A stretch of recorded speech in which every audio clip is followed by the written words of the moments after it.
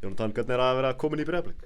Þetta náttúrulega bara frábært. Þetta búin að vera, undanfarna í dag búin að vera dálítið þetta búin að vera óvissa, en það loksins gaman að þetta komið. Eins og segir, var þetta langur aðdragandi? Ég myndi segja það, þetta var kannski 3 vikur að þessu, leið að þessu. En þetta var eiginlega orðið ljóst dálítið snemma að það var Breiðablikur. Hvers vegna valdirðu Breiðablik? Það voru okkur önnur lið í myndinni?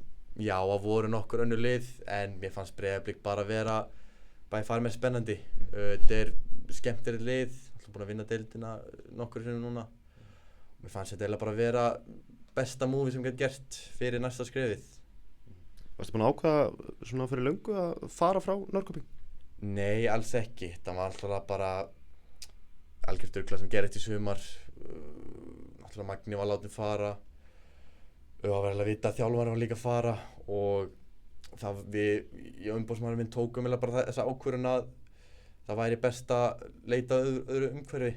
Þetta var, klúbburinn var bara í líki smá haki á þessum tímamóti. Það var alveg best að fara.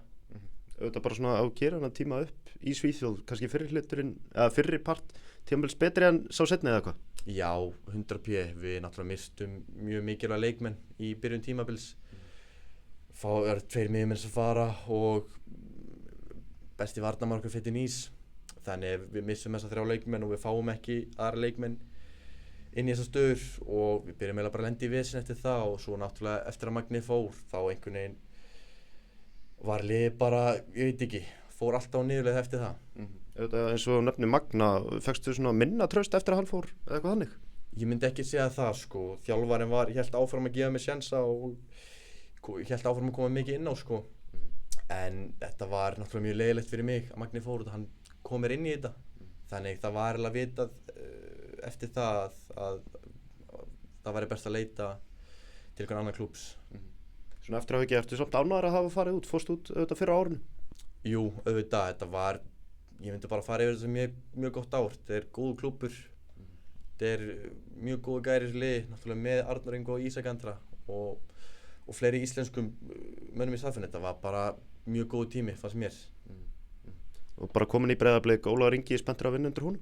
Já, alveg 100%. Hann hefur góða reynslu að vinna með ungu leikmönnum, þannig ég held að þetta verið frábær tími á mér og honum.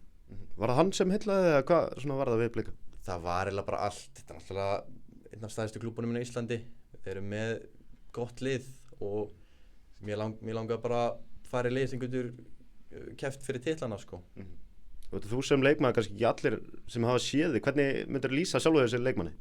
Ég er stór, ég er kraftmikill, ég get tekið leikmenn 1 og 1 og mér langar bara að skora mörk og leggja upp. Ertu múin að setja þér einhver markmið fyrir næsta tímabil?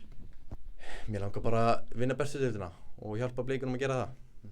Auðvitað bróðin mættir í Val núna, það verður áhugavert að mæta honum? Nei, auðvitað, ég hef spilað með honum, verið með honum í gegnum mín öll yngri ár. Þetta verður mjög skemmtilegt að lenda á mótunum. Auðvitað annar gamall samherji þinn Arnór Ingvi, auðvitað mættir í KR, það verður líka skemmtileg viðureign eða hvað? Já, alveg 100%, það verður skemmtilegt að mæta honum. Þannig það verður spennandi. Takk hérlega. Takk hérlega fyrir.